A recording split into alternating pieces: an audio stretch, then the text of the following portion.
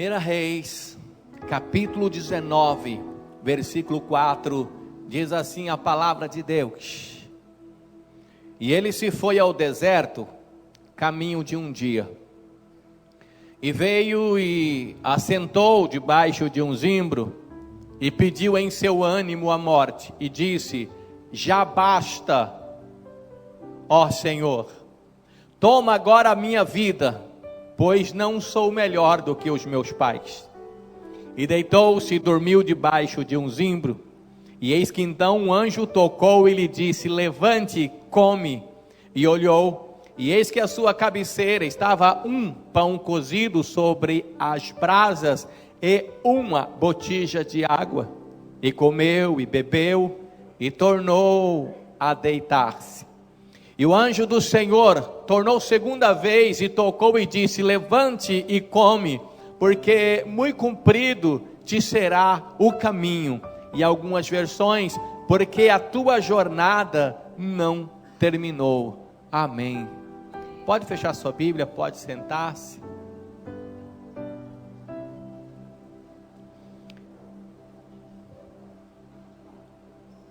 Amém? Olha aqui para mim, preste atenção, não converse com ninguém, não atrapalhe a pessoa, não deixe ela atrapalhar você. Eu quero falar um pouco sobre aquilo que Deus colocou no meu coração nessa tarde e que Ele vai colocar aqui agora também, em cima desta passagem. Nós lemos um texto que fala sobre um homem que foi ao deserto a caminho de um dia, sentou-se debaixo de uma árvore, debaixo de um zimbro, e pediu para morrer, pediu a morte. Nós não estamos e nem vamos falar de um homem qualquer, nós não vamos falar de uma pessoa que estava meio lá e meio cá na presença de Deus. Nós não estamos falando de um homem que servia a Deus mais ou menos. Estamos falando de um homem no Velho Testamento muito especial, um homem diferenciado, um homem que tinha uma intimidade com Deus tamanha que difícil de se ver, um homem que era um profeta do Deus vivo, conhecido como o profeta do fogo. Um homem que quando profetizava, aquilo que Deus falava através dele se cumpria. Um homem que orou e fez o fogo cair do céu no Monte Carmelo. Um homem que orou para não chover e por um período que ele determinou não choveu. E um homem que orou para chover quando a seca era muito grande e a chuva caiu. Nós estamos falando de um homem que tinha uma comunhão com Deus, e o poder de Deus fluía na vida dele de uma forma fantástica. Estamos falando do profeta Elias.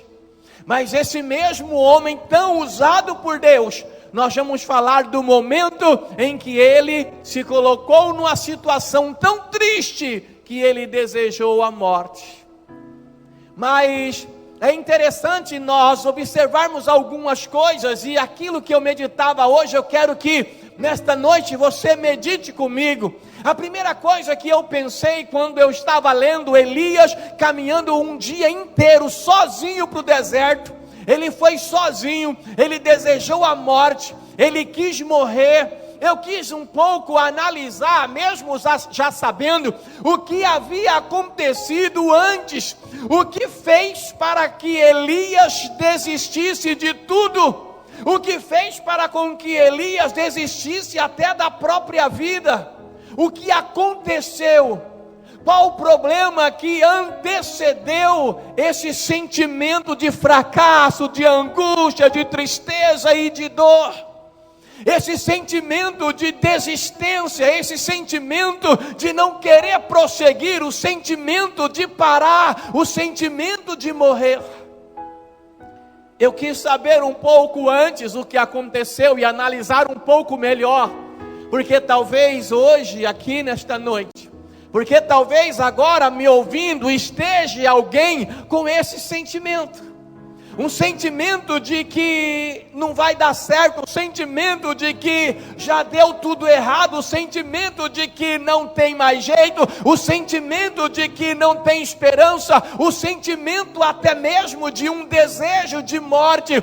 Mas o que faz você, o que faz a mim, o que faz com que nós possamos ou que nós venhamos ter esses sentimentos? O que aconteceu de tão sério? O que aconteceu de tão grave? Aí quando nós olhamos um pouquinho, antecedemos um pouco a história de Elias, antecedemos um pouco a sua caminhada para o deserto, nós ficamos ainda mais pensativos. Porque Elias, além de ser o profeta de Deus, além de ser um homem usado por Deus, além de ser um homem abençoado por Deus, ele vinha, antes de caminhar um dia para o deserto, ele vinha de um estrondoso sucesso, ele vinha de uma vitória fantástica, porque Elias foi profeta na época do rei Acabe. E o rei Acabe havia entrado por um caminho errado, casado com uma princesa de outra terra chamada Jezabel. E ela, quando chegou no reino de Israel, porque Acabe era rei de Israel e casou-se com Jezabel.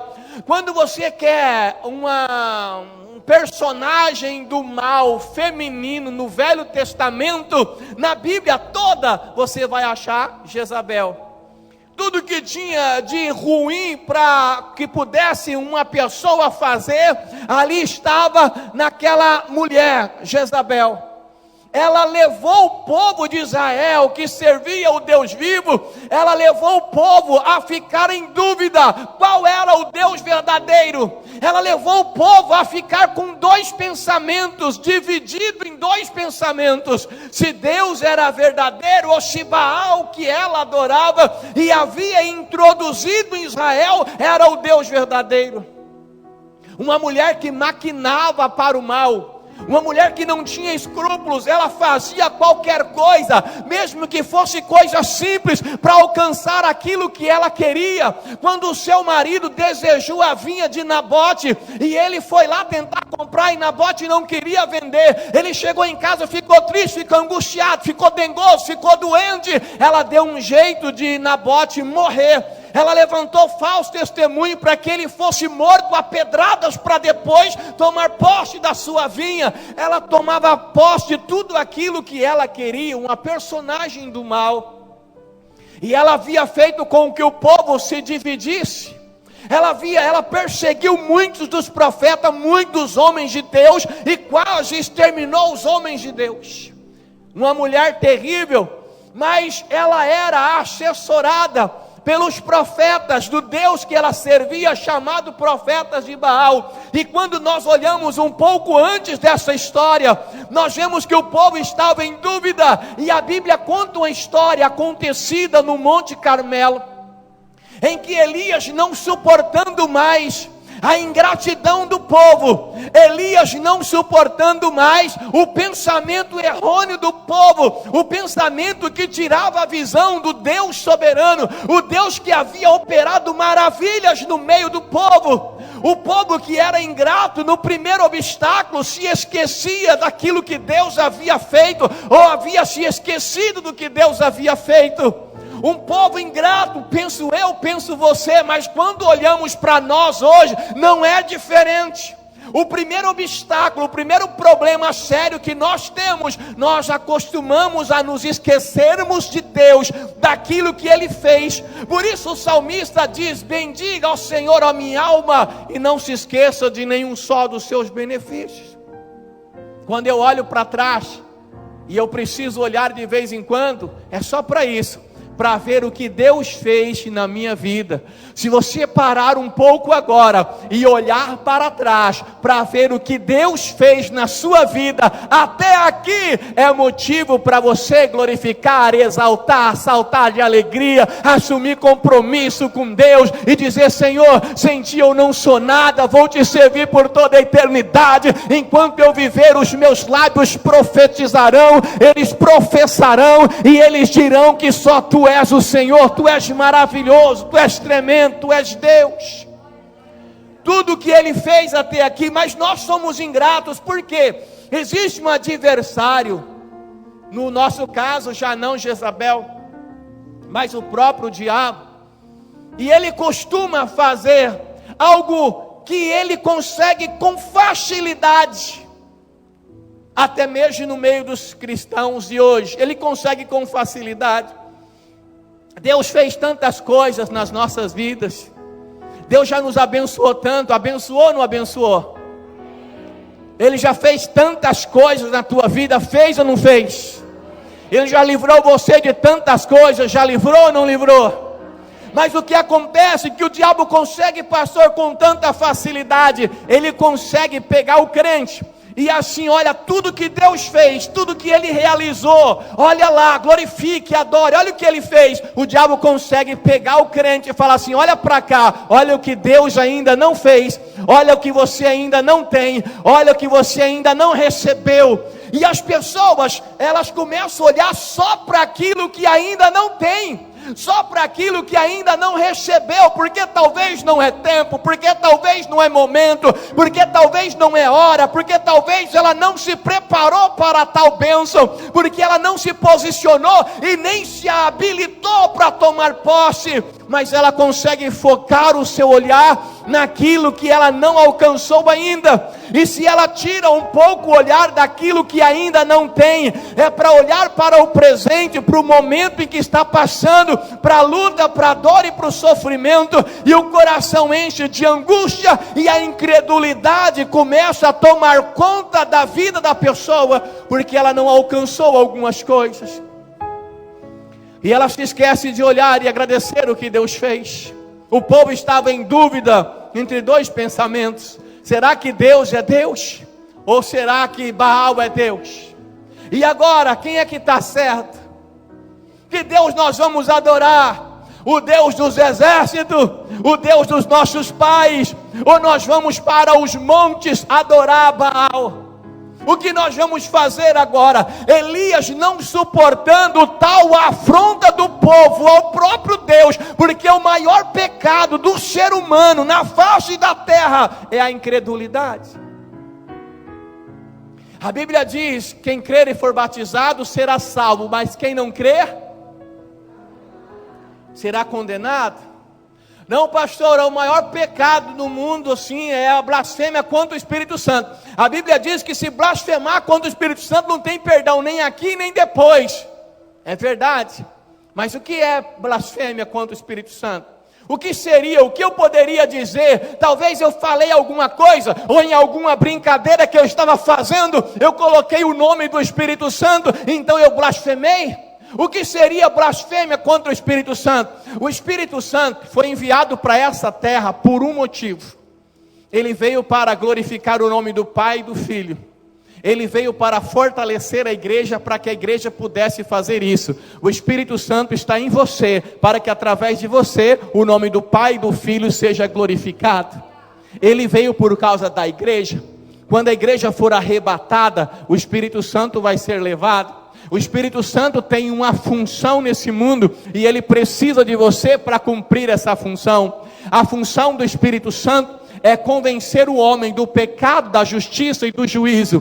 E quem vai convencer o homem é o Espírito Santo. Mas quem vai levar a palavra de Deus até o homem é você. Nós levamos a palavra, e o Espírito Santo trabalha no coração para convencer, para que a pessoa creia na palavra que você pregou, com o auxílio do Espírito Santo, e se converta ao Evangelho. Então nós pregamos a palavra, e as pessoas recebem a palavra, e o Espírito Santo trabalha no coração para que ela creia e receba a palavra, porque quem não quer acreditar, não existe provas, não tem como provar. Tem gente que fica perdendo tempo debatendo: eu vou provar para você, vou provar para o ateu, vou provar. Você não precisa provar nada. Nós não fomos chamados para provar, nós fomos chamados para pregar. Quem crer e for batizado será salvo, quem não crer será condenado. Nós não fomos chamados para convencer as pessoas que olhem para a palavra de Deus. A Bíblia diz em Romanos que a própria glória de Deus, a própria natureza, ela mostra o poder de Deus, e as pessoas não terão desculpas em dizer: eu não acredito em Deus. Então, quando uma pessoa não crê no evangelho que é pregado, quando ela não crê na palavra que é pregada, o não crer nessa obra a palavra é não crer na obra do Espírito Santo. Então, blasfemar contra o Espírito Santo é não crer no trabalho, na obra do Espírito Santo, automaticamente na palavra de Deus. Não crer, está condenado. Mas é importante que nós tenhamos um coração agradecido e não caiamos neste pecado da incredulidade. O que mais, se nós pudéssemos falar assim, o que mais fere o coração de Deus, se eu pudesse falar assim, de uma forma em que a gente possa compreender, por isso eu falo dessa forma, o que mais fere o coração de Deus é quando nós duvidamos dele. É quando nós não acreditamos nele. E o que mais alegra o coração de Deus é quando o homem, mesmo caído, mesmo machucado, mesmo ferido, mesmo debilitado, mesmo sem força, ele ousa acreditar no poder de Deus. Isso alegra e move as mãos de Deus em favor daquele que acredita. Elias chegou para aquele povo ingrato e caminhando já para a incredulidade, disse assim: o negócio é o seguinte: até quando vocês vão ficar entre dois pensamentos? E nós conhecemos a história, não é nosso foco hoje. Elias faz um pacto, um acordo naquele momento com o povo, desafia os profetas de Baal, prepara lá todo aquele sacrifício e disse assim: nós não vamos colocar fogo, o Deus que responder com fogo é o Deus verdadeiro. Os profetas de Baal começaram, clamaram, nós conhecemos a história, gritaram, se cortaram, fizeram seus rituais e nada aconteceu durante a manhã toda até o meio-dia. Mas quando chegou a vez de Elias, ele fez uma oração e disse: Deus, se tu és o Deus verdadeiro, mostra para esse povo que tu és Deus e derrama fogo do céu. E o fogo caiu. O fogo caiu sobre o holocausto que estava molhado. Ele havia mandado jogar água e mais água. A Bíblia diz que o fogo veio de uma tal forma que aquela água se tornou um combustível, porque a água que estava na valeta, ela foi lambida pelo fogo. O poder de Deus se manifestou de uma forma fantástica. E o que aconteceu? O povo ficou maravilhado, e que o povo começou a gritar: Deus verdadeiro, Deus é Deus, o Senhor é Deus, só o Senhor é Deus, Deus é maravilhoso. Foi tão forte aquele momento, foi tão tremendo aquele momento, que o próprio povo se rebelou contra os profetas de Baal, e eles foram mortos.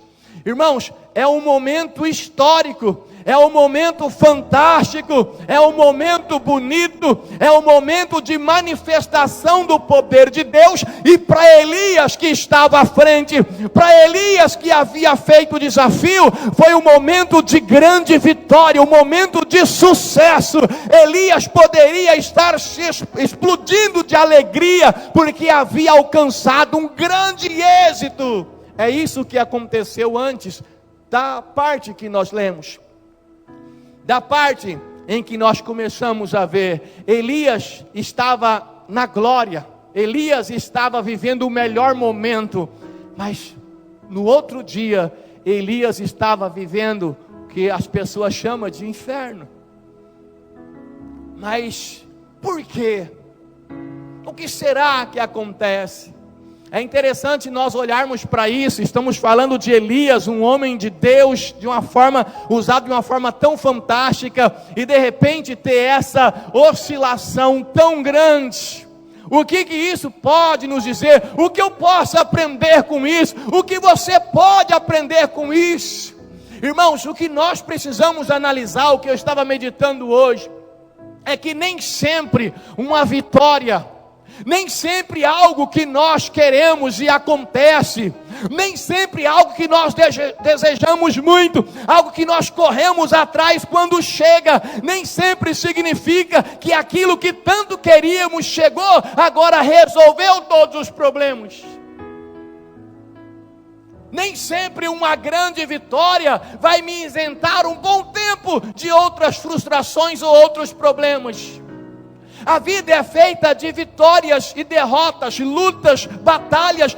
Quando eu digo derrota, é no sentido de não sair ou não acontecer do jeito que a gente quer, porque às vezes algumas coisas não estão acontecendo do jeito que você quer, então você imagina como derrota, e muitas vezes aquilo que nós achamos que é derrota, pode até ser um livramento de Deus para a nossa vida. Nós precisamos entender, buscar e compreender. Às vezes a pessoa, ela busca tanto um projeto e ela conquista, e quando ela toma posse, ela vai entender que aquela conquista vai trazer outras responsabilidades. Aquela conquista é uma etapa e agora vem outros desafios pela frente, mas essa é a vida, é uma escola que não tem férias. Você passa pela prova, você é aprovado, vem outra prova, você passa pela prova, você é aprovado e vem outra prova. Isso não é problema, o problema é repetir de ano, o problema é não passar pela prova. O problema é ficar o tempo todo na mesma prova. Ah, pastor, aqui em casa é difícil. Ah, em casa é uma humilhação. Ah, em casa é um problema. Graças a Deus eu vou ficar noivo. Graças a Deus eu vou casar. E quando eu casar, vai resolver esses problemas todos. E a pessoa luta, trabalha. Quando ela consegue casar, é a realização de um sonho. Amém. O sonho aconteceu. Que bênção. Ela vai se livrar de alguns problemas que ela tinha e acreditava que com o casamento estaria resolvido, mas ela vai entender que outros problemas surgirão. Ela trabalhou tanto, lutou, fez uma faculdade, conseguiu, passou, oh glória a Deus, peguei o meu certificado, aleluia, que maravilha, que bênção, oh glória, ela quis tanto, mas agora vem outros desafios. É assim a vida, não foge disso. Sempre, quanto mais nós crescemos, mas nós vamos enfrentando as lutas, e se você é maior, as lutas, elas se tornam maiores. Uma vez uma irmã falou para mim assim, por causa de uma decisão minha: pastor, mas isso vai dar muito problema. Eu falei: irmã, se eu não quisesse problema, eu estaria no primeiro salão quando eu cheguei em Ilha Solteira, no caso hoje, há 24 anos atrás, talvez com 15, 20, 30 pessoas. Mesmo assim tem problema, só que seria menos para eu administrar. Quando as pessoas começam a crescer em qualquer área da vida, o crescimento traz algumas dores de cabeça, o crescimento traz alguns desafios. Se você quer crescer, se prepare para enfrentar lutas, obstáculos. Pastor, eu comecei uma empresa, eu sou sozinho, meu sonho é empregar umas 10 pessoas, ore a Deus, eu tenho uma vontade de ajudar as pessoas, eu quero colocar as pessoas na empresa, glória a Deus, sozinho tem problema, mas quando tiver 10 funcionários, vai ter mais problemas, e se a empresa crescer e tiver 30 funcionários, vai ter mais problemas, e se você criar uma rede e começar a trabalhar na região, vai ter mais problemas, só que você está crescendo. Elias tinha enfrentado uma grande vitória, mas a vitória que ele recebeu não trouxe o esperado para ele, não trouxe a tranquilidade que ele queria, ao contrário. Elias recebeu, eu vou até retroceder a leitura aqui um pouquinho, que eu li no versículo 4, deixa eu ver aqui o versículo 2, então Jezabel, depois que Elias teve a vitória, os profetas de Baal morreram, então Jezabel mandou um mensageiro a Elias, a dizer-lhe: assim me façam os deuses e outros tantos, e de certo amanhã a esta hora não puser a tua vida como a um deles. Jezabel falou assim: Elias, mandou mensageiro, amanhã a essa hora você vai morrer. Amanhã a essa hora você vai estar morto. Foi uma ameaça a Elias de morte, foi uma promessa. Ela era a rainha, ela tinha toda a máquina na sua mão, todo o poder na sua mão para executar tal ameaça. A Bíblia diz no versículo 3, o que vendo ele se levantou e para escapar com vida, preste atenção porque eu quero meditar com você em outra coisa daqui a pouco. Para escapar com vida, se foi e veio a Berseba, que é de Judá, e deixou ali o seu moço. Aí que entra o versículo 4, e foi para o deserto caminho de um dia. Elias recebeu uma ameaça de morte. O desafio foi interessante, levou o povo a voltar-se a Deus, foi uma grande vitória. Ele era um homem de Deus, mas isso não deixava ele isento dos problemas da vida e até mesmo de ameaça de morte. Então Elias simplesmente fugiu, foi embora, andou para o deserto o dia inteiro, o caminho de um dia. Lá no deserto, Elias encontrou uma árvore pequena. Ele olhou e viu certamente de longe a árvore. Imagina o deserto.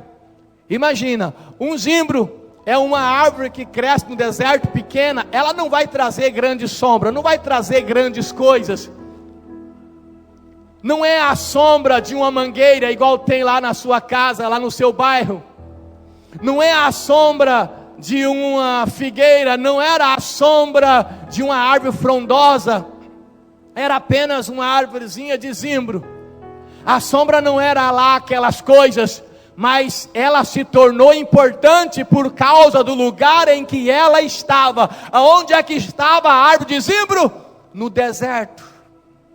E no deserto qualquer sombra, imagina um deserto escaldante, qualquer sombra já é importante, já é algo maravilhoso, já é para dar pulos de alegria. Por isso que muitas pessoas só conseguem adorar a Deus no deserto.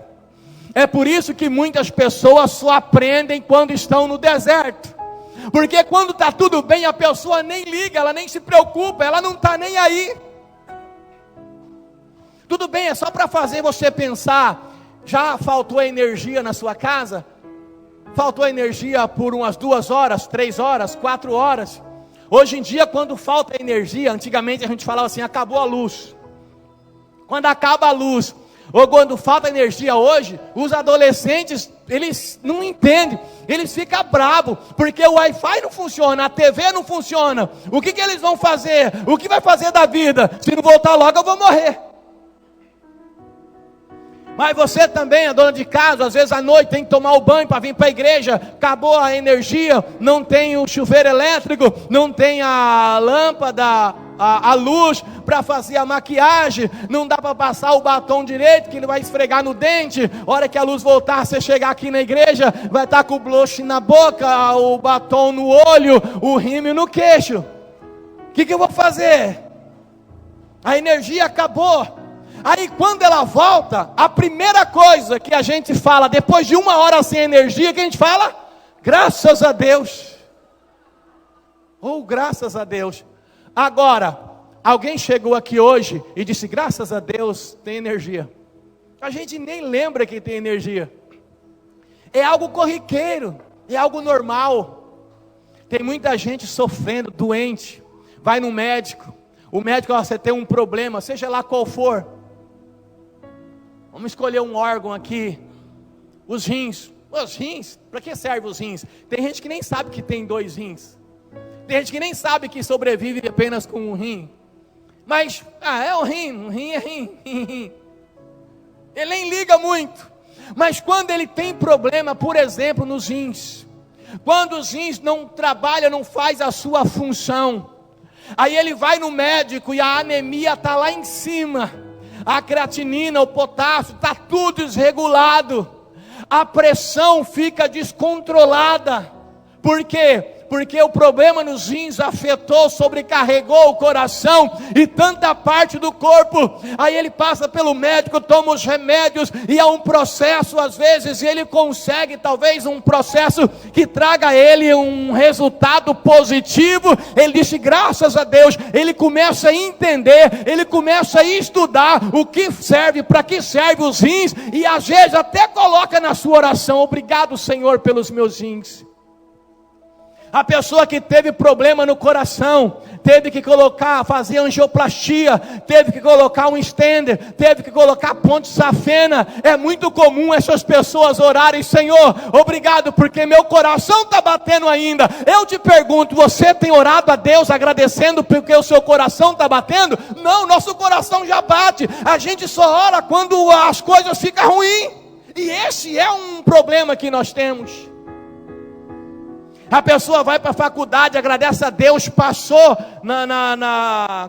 no vestibular, entrou na faculdade que queria, ela nem agradece a Deus só no momento, mas ela nem ora: Senhor, me livra do mal, Senhor, cuida de mim aqui. E o diabo vai colocar vários laços para ela tentar cair. Ela só começa a orar quando ela pisa no laço do passarinheiro, ele puxa e aperta o pé, ela fala: Senhor, me socorre. Nós não oramos antes. E no deserto, quando passamos por ele, nós aprendemos isso. Nós entendemos e sabemos a importância de coisas pequenas na hora da luta.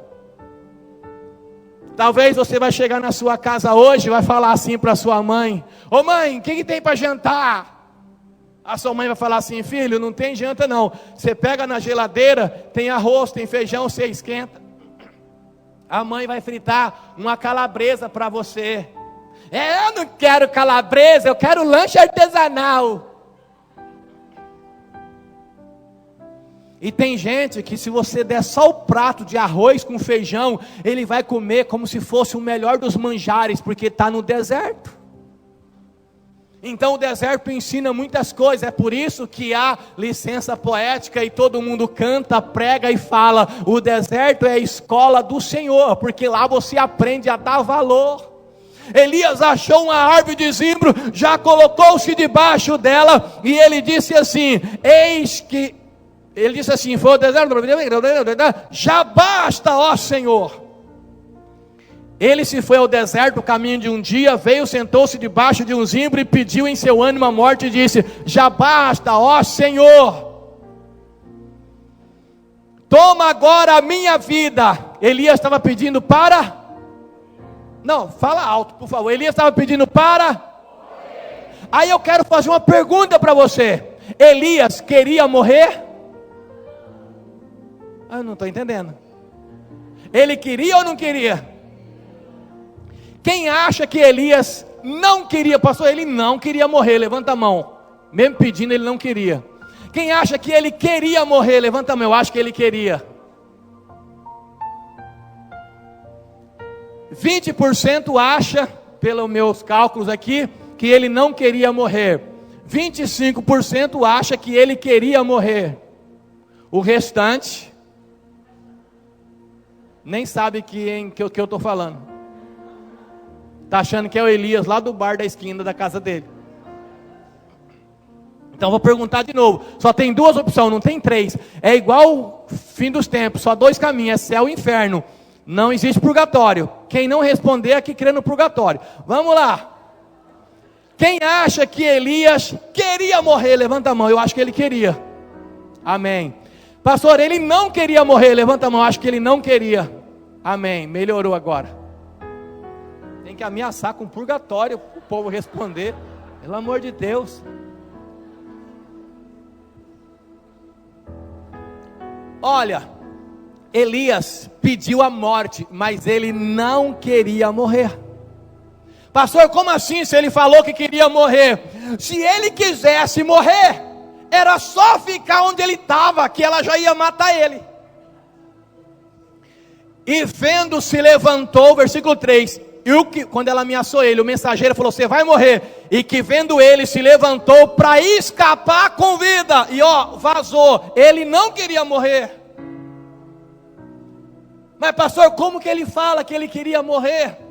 Uma vez eu cheguei na casa de uma senhora, cheguei já atrasado, estava na escola bíblica, nós tínhamos escola bíblica aqui na época, e alguém queria que eu fosse antes da escola bíblica, não tinha jeito, mas a mulher vai se matar. Eu falei: se mata não, eu vou depois. Cheguei depois da escola bíblica. A hora que eu cheguei na casa da mulher, eu entrei, tinha ela estava deitada na cama, cabeça meio erguida no travesseiro, tinha uma irmã sentada de um lado, a outra no meio, uma passava a mão na cabeça, falava, não é assim não, Deus vai te abençoar, você vai ver. A outra que estava do lado, o Senhor é poderoso, Ele vai mudar a sua história. No pé tinha umas pessoas, só faltava alguém com a vela. Eu cheguei e falei, tudo bem com a senhora? Não, tudo bem não. Eu falei, mas o que está acontecendo? Eu vim aqui para te ajudar. Ela, eu quero morrer, eu quero morrer. Eu falei, bom, nesse caso eu não tenho como ajudar. Se a senhora quer morrer, eu já estou me retirando. Se a senhora quiser ajuda, pode contar comigo, mas se a senhora quer morrer, eu não posso ajudar. E me levantei e saí. A hora que eu estava saindo da porta do quarto, ela, pastor, eu não quero morrer não. Eu falei, opa, vamos conversar. Aí eu voltei. Nem sempre aquilo que você fala é o que você quer, mas mesmo assim, toma cuidado com o que você fala.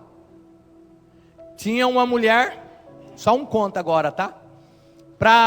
Brigava com o marido, toda vez que brigava com o marido, eu vou morrer, eu vou me matar, vou jogar no córrego, você vai ver, todo dia. Aí ela saía correndo, ele corria atrás, não vai não, Patrícia, não vai não.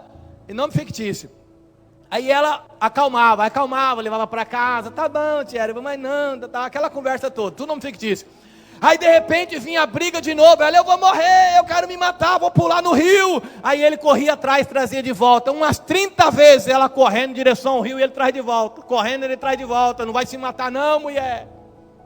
Um dia, esse senhor citado aqui, nome fictício, cansou. Ele estava desanimado, a mulher, eu vou morrer, e correu. Nisso que ela correu, ele ficou, falou, quer morrer que morra. E ela correu, e ela percebeu que ele não estava atrás, ela correu mais devagar. E ele não vinha. Ela achou estranho. E ele não foi atrás. Passou 20 minutos, ele pensou, mas não é que essa mulher vai se matar mesmo, meu Deus, eu vou lá. Ele saiu correndo em direção ao rio, quando chegou, ela estava sentada na pedra, só com o pezinho dentro d'água balançando. Você não ia se matar, mulher? Eu ia, não, eu vou. E por que não pulou? Não, o sangue estava quente, estou esfriando um pouco. Mas peraí, se você quer morrer, Elias queria morrer? Não. Mas vamos pensar de outra forma. Muitas vezes quando você fala, a pessoa fala, não aguento mais. Eu não estou suportando mais. E você fala assim, mas olha, vamos tomar decisão, a pessoa tem dificuldade de tomar decisão, existem vários fatores, né? Mas muitas vezes é um pedido de socorro, a pessoa não quer morrer, é que ela chegou num ponto tão difícil da vida, não sabe mais o que fazer, e ela diz, para mim agora a morte é melhor. Na verdade ela está pedindo, pelo amor de Deus, me ajuda, pelo amor de Deus, me socorre. Elias não estava pensando em morrer, não queria morrer, ele estava com um sentimento de morte, ele estava com um desejo de morte debaixo do zimbro. Então vamos lá, o Monte Carmelo simboliza uma grande vitória, e o zimbro uma grande derrota, um momento de fracasso. Agora eu te pergunto, não precisa responder, por favor. Em algum momento da vida, você já não sentiu assim, debaixo de um pé de zimbro? Em algum momento na vida, você já não sentiu assim? Num deserto escaldante, era a única sombrinha que tinha, e lá embaixo você falou, Deus, eu não aguento mais, Deus, já basta. O zimbro vem para todo mundo, o pé de zimbro todo mundo já passou, ou vai passar, ou pode passar novamente. São momentos na vida difíceis, que a gente às vezes não sabe como fazer, e tem que ter sabedoria para não aceitar a acusação do diabo. Você está aí porque você é um miserável, você está aí porque você é um pecador, você está aí, pode ter várias razões para você estar ali, mas seja qual for a razão, quando você está no deserto, debaixo do pé do zimbro, Deus vai com você. Elias disse, Senhor, eu quero morrer. Elias havia desistido da própria vida. Você pode às vezes pensar em desistir da própria vida, mas o que aconteceu debaixo do pé do zimbro acontece ainda hoje. Muitas pessoas desistem, mas Deus jamais desiste de você. Primeiro é porque você, não sei se você está sabendo, vou te dar uma informação agora importante. presta atenção para me entender, você não pertence a você.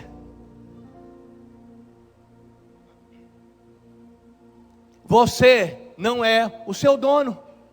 Então nem direito de tirar a sua vida você tem, porque ela não pertence a você. Você não é o seu dono.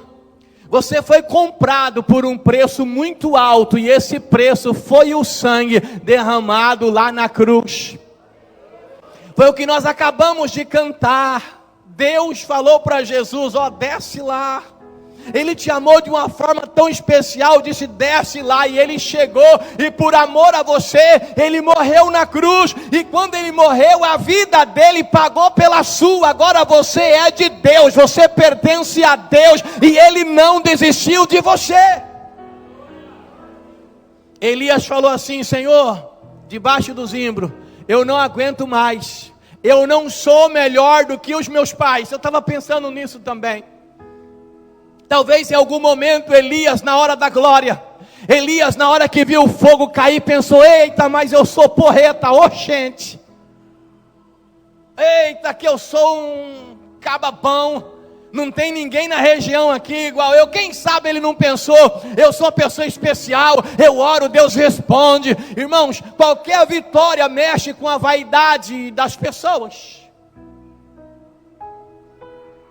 Tem gente que tem um pequeno talento, ele vai pregar uma mensagem, alguém fala assim: glória a Deus, no final, olha, Deus abençoou minha vida. Ele já acha que ele é o maior pregador do mundo.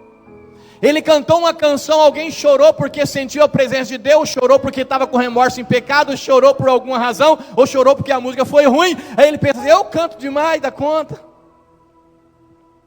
A gente costuma achar, nós achamos que somos muitas coisas na hora da vitória. E esse deserto, esse pé de zimbro é importante para nós enxergarmos a nós mesmos e observarmos que nós não somos melhor do que ninguém. Nós precisamos fazer o nosso melhor. Nós precisamos crescer cada vez mais. Nós não somos perfeitos, mas há uma margem muito grande para melhora. O desafio não é o meu irmão, não é a outra igreja. O desafio sou eu mesmo, é ser melhor hoje do que eu era ontem, ser melhor amanhã do que eu sou hoje. Isso é um compromisso que uma pessoa de sucesso tem consigo mesmo. E quando vem o zimbro, ele é importante, porque nós nos esvaziamos e aí entendemos que nós não somos aquilo que às vezes nós achamos que nós somos em relação a outros. Elias disse: Senhor, eu não sou maior do que os meus pais. Deixa eu ler aqui de novo. E deitou-se, diz o versículo 5, debaixo do zimbro, e eis que o anjo do Senhor o tocou e disse: levante e come. Comeu o quê? Estava no deserto, vai comer raiz de zimbro? Ele olhou, e eis que a sua cabeceira estava um pão cozido. Irmãos, me ajuda aqui, eu tenho alguma dificuldade às vezes de entender. Quantos pães tinham? Um pão? Deixa eu ver de novo. Ele olhou, e eis que a sua cabeceira estava um pão cozido. Tem gente que falou, mesmo eu lendo, tem gente que falou um assim, meio em dúvida. Quantos pães tinham? Um pão cozido. E uma botija de água. Irmãos, vem cá. Estava pensando, Deus é Deus de poder, Deus é Deus de maravilha, Deus é Deus de abundância, Deus é Deus de prosperidade. Por que Ele mandou um pão para Elias e falou: levanta e come? Um pão e uma botija com água. Tem pão e tem água. Por que Deus não mandou um Burger King e uma lata de Coca? Por que Deus não mandou? Que prato você gosta? Fala um prato aí que você gosta. Por que Deus não mandou uma carriola de lasanha? Ele acorda, ele levantou aquela carriola de lasanha. Pizza? Por que Deus não mandou umas 4 pizzas? Ele acordou e falou: come aí. Ele acordou, vou animar agora. Pizza, 4 queijos e borda de cheddar. O que mais você gosta? Panqueca. Por que Deus não mandou uma bacia de panqueca? Por que Deus não mandou logo? Se fosse eu, já ia pensar logo no 3 fogões, 4 cozinheiras. Que Deus não mandou já para fazer o que quiser comer? Deus mandou um pão e uma botija de água. Pão e água. E falou, levanta e come. É porque ele estava debaixo do zimbro, mas Deus estava lá com ele, era a presença de Deus, aquele lugar era a casa de Deus, era a obra de Deus, porque ele estava lá, Deus estava lá, por causa dele, a casa de Deus, Deus colocou para ele comer um pão. Na casa de Deus, a gente não vem comer só o que a gente quer. Na casa de Deus, você não come só o que você quer. Tem gente que está com problemas, porque ele vem para a igreja e quer comer só o que ele quer. Aí o que Deus serve, ele não come e está morrendo de fome, porque ele quer comer outras coisas. Mas na casa de Deus, nós comemos aquilo que Deus quer, o que Deus coloca na mesa. Na casa de Deus, nós comemos não o que nós gostamos apenas, mas o que nós precisamos. O que Elias precisava para não morrer, para se sustentar, para se levantar e para voltar, era aquele pão cozido e a botija de água, era o que ele precisava. Algumas pessoas hoje estão nas igrejas querendo ser agradadas. Ela quer, a palavra tem que agradar ela, tem que ser alimento para ela. Ai do pastor se pregar alguma coisa que ela não goste, uma coisa que ela não está na Bíblia. Não, mas eu não quero. Elias, diz a Bíblia que ele se levantou, comeu, bebeu, e depois que a gente come e bebe, o que a gente costuma fazer? Tirar um cochilo. Lá na roça falava fazer 1 quilo. Já ouviu essa expressão? Vou fazer 1 quilinho agora, depois do almoço. Tirar a cesta ou cesta, não sei. Dá um cochilo. Essa é o que a gente costuma fazer. A gente um pouquinho mais velho. Os jovens, o que eles fazem por causa de comer e beber? Assiste Netflix. Aproveitar o tempo, horário do almoço. Alguns comem, eu não vou falar pessoas que eu já vi fazer isso para não me comprometer. Bota o celular, coloca o seriado, o prato aqui, né?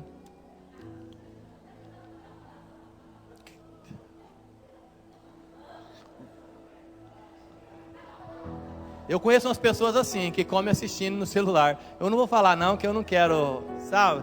Ficar entregando os filhos na igreja não é legal. Vamos continuar a mensagem. Elias foi tirar um cochilo.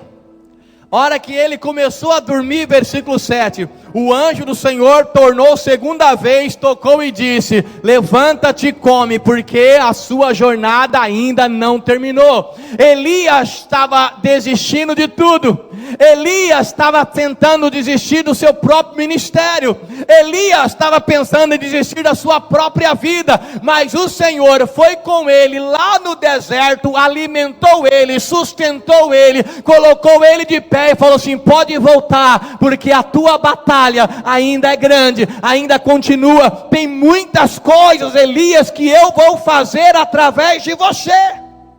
Então permita-me profetizar sobre a sua vida. Talvez você esteja como Elias, debaixo de um pé de zimbro. O zimbro não é problema, ele vem para mim, ele vem para você, ele vem para essa pessoa que está do seu lado. O problema não é o zimbro, é ficar debaixo do zimbro a vida toda.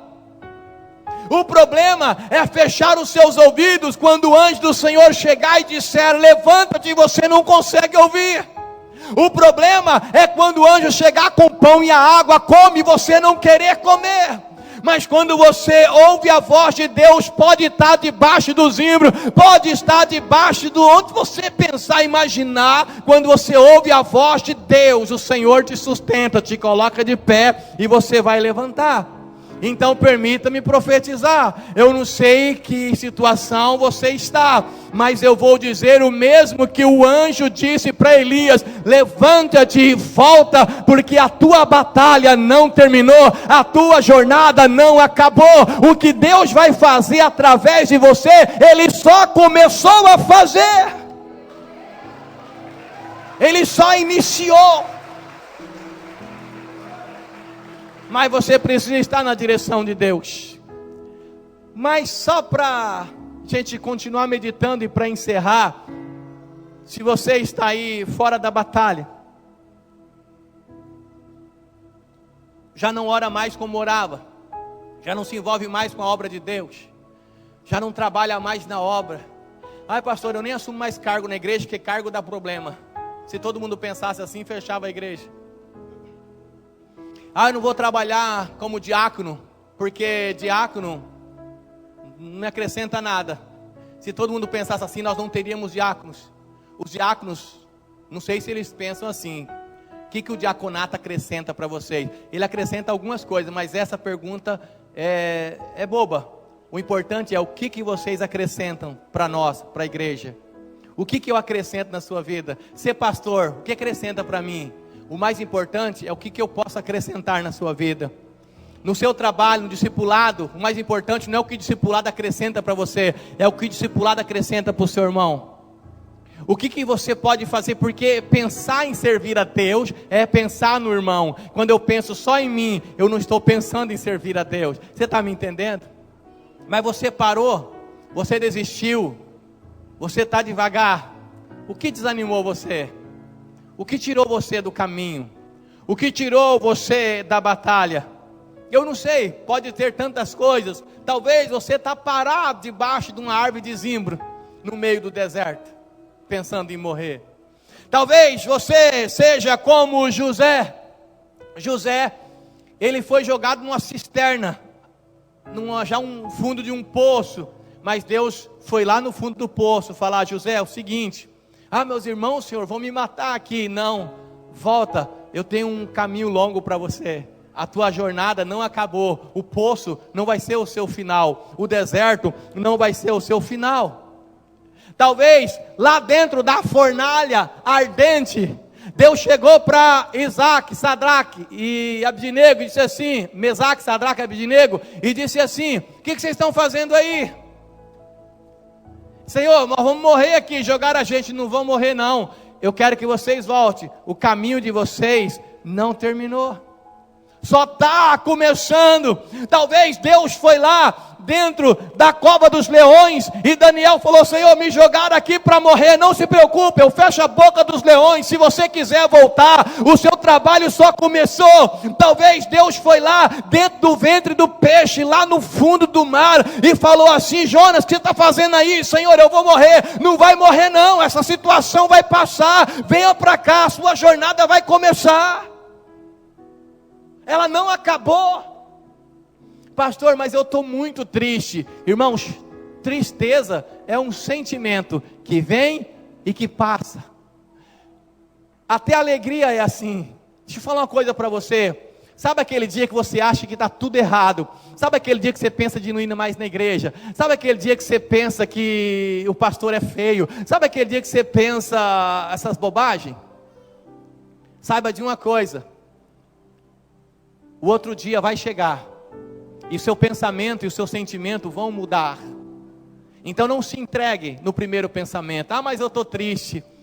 Aí você fala para alguém: estou triste, mas você não é evangélico, você não é crente. Imagina eu, pastor, chegar para o meu irmão: estou muito triste, angustiado. Que é isso? Eita. Jesus chegou para os discípulos e falou assim: só para os mais chegados, tá? Ele falou assim: vem cá, vocês podem orar comigo? Eu estou muito triste, a minha alma está angustiada. Eu estou muito triste. Já pensou? Os discípulos chegaram: Senhor, mas como assim? Tu és o Filho de Deus ou não és? Sou, mas eu estou triste. Senhor, mas tu és o leão da tribo de Judá. Eu sou, mas eu estou triste. Senhor, tu és o rei dos reis. Sou, mas estou triste. Tu és o Senhor dos senhores. Sou, mas estou triste. Tu és o alfa e o ômega. Sou, mas eu estou triste. Tu és a fonte que jorra para a vida eterna. Sou, mas vocês podem orar comigo pelo menos uma hora? A minha alma está angustiada. Senhor, mas tu és o pão vivo que desceu do céu. Sou, mas eu estou triste. Senhor, tu és o nosso Senhor. Sou, mas a minha alma está angustiada. Orem comigo. São momentos que vêm e que passam. A luta vem e passa, e você precisa se manter de pé e firme. Se você parou por alguma razão, Hoje, nesta noite, não é o pastor Sidney, não é a igreja, é o próprio Deus que está te chamando de volta para a batalha, está chamando você de volta para a batalha. Quando eu digo chamar de volta, irmãos, é de volta para o trabalho, de volta para ser quem você era, de volta ao primeiro amor, está chamando você de volta para a oração, para a comunhão, para a responsabilidade, está chamando você de volta para fazer o melhor, porque Deus tem algo tremendo para fazer através da tua vida. Você não foi chamado por engano, você não foi feito por acaso, você é projeto de Deus, você é fruto do sonho de Deus, a tua família depende de você, é você que Deus vai usar para transformar a tua casa, a tua família, a tua vizinhança, a tua cidade, o local que você trabalha e para onde você for, é você que Deus vai usar. Então, eu não sei o que aconteceu, mas nesta noite, Deus te chama de volta. E eu pergunto, você está pronto para voltar? Ou será que você não consegue ouvir a voz do anjo? Ou será que você não consegue ver o pão cozido na brasa que Deus te oferece hoje? Ou será que você não consegue ver a botija de água? A única coisa que você enxerga é o deserto. Deus está te chamando de volta. Faz um cafuné no seu irmão carinhoso, fala assim: irmão, Deus está te chamando de volta. E é hoje, irmão. É hoje. Fecha os teus olhos, por favor, curva a tua cabeça.